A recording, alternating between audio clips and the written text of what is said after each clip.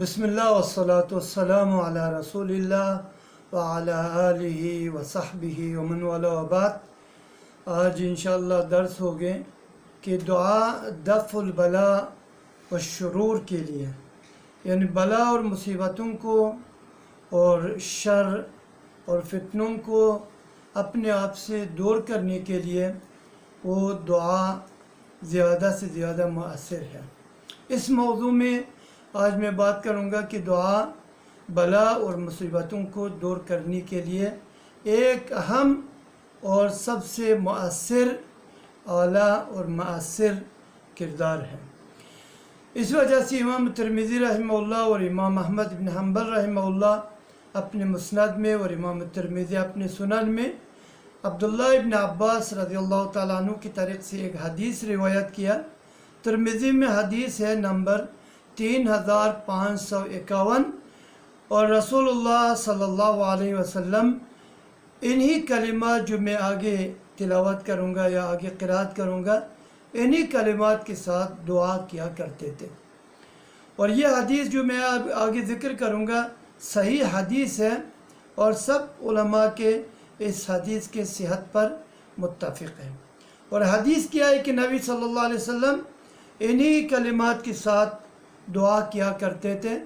وہ دعا یہی ہے: اللہم اعیننی ولا تعین علی، وانصرنی ولا تنصر علی، وامکر لی ولا تمکر علی او ولا تمکر بی، واہدینی ویسر الہدی لی، وانصرنی علی من بغی علی، رب اجعلنی شکارا لک ذکارا لک راہبا رہابا، بعض روایات میں لک متواعا لک مخبتا الیک اواہا منیبا، ربی تقبل توبتی واغسل حوبتی واجب دعوتی وثبت حجتی واہدی قلبی وسدد لسانی واسلل سخیمت صدری۔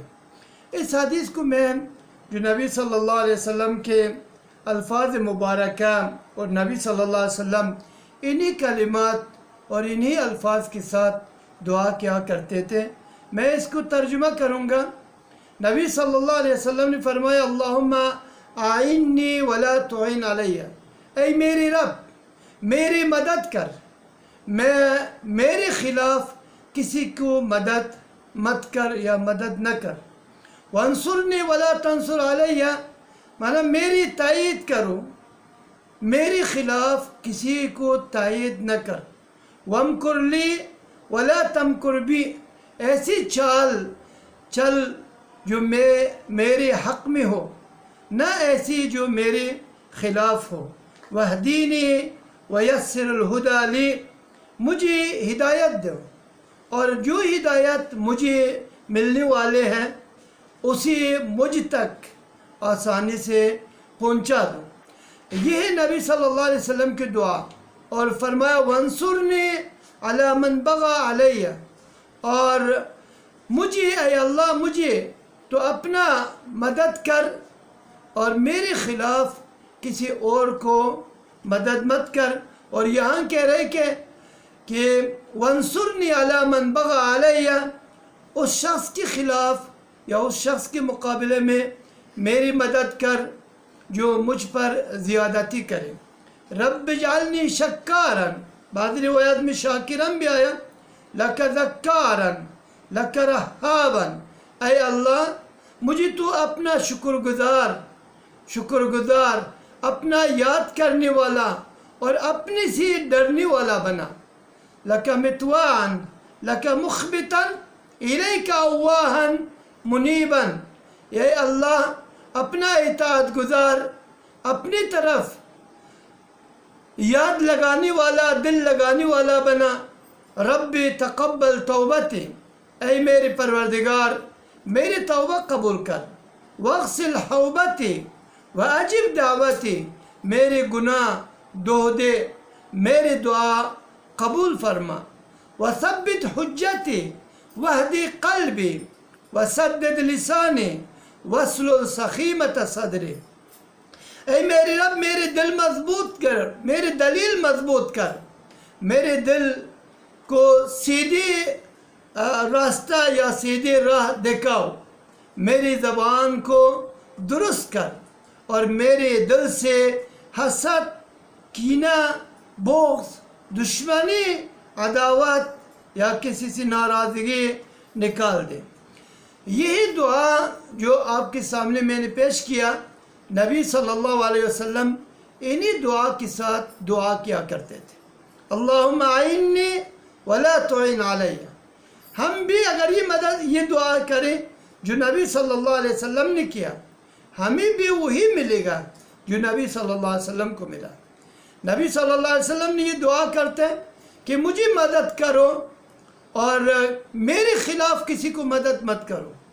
تو یہی اللہ سبحانہ تعالیٰ اپنے نبی کے ساتھ، اپنے نبی کی دعا قبول کر کے نبی صلی اللہ علیہ وسلم کے ساتھ وہی کرتے ہیں جو نبی صلی اللہ علیہ وسلم اللہ سے مانگتے ہیں۔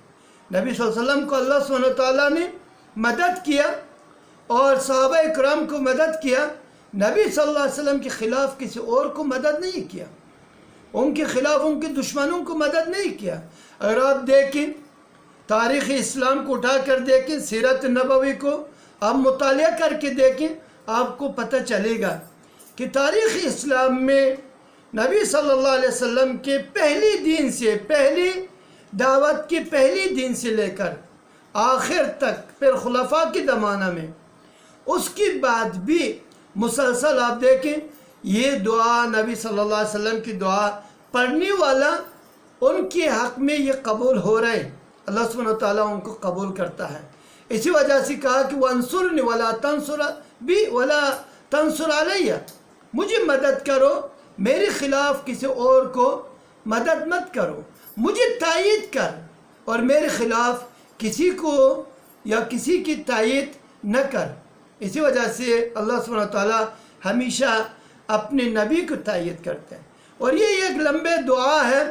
اسی طرح بہت سارے ادعیہ ہیں جو میں نے ابتدا میں جو درس میں کہا کہ اپنے موضوع کے متعلق یہ بلا اور مصیبتوں کو دور کرنے میں زیادہ مؤثر ہے، اللہ سبحانہ تعالیٰ نے اس میں اثر ڈالا ہے۔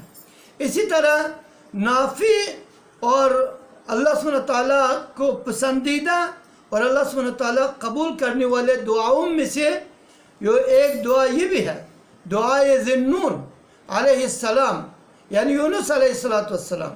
امام احمد بن حنبل اور امام الترمذی رحمہ اللہ وغیرہ نے نبی صلی اللہ علیہ وسلم سے حدیث روایت کیا، نبی صلی اللہ علیہ وسلم نے فرمایا دعوت ذی-النون اذا ازدعا وهو فی بطن الحوت، کہا کہ ذی-النون کی دعا، یونس علیہ السلام کی دعا، جب وہ دعا کیا اس حال میں کہ وہ مچھلی کے پیٹ میں ہے، وہ کیا دعا کیا؟ لا الہ الا انت سبحانک انی کنت من الظالمین،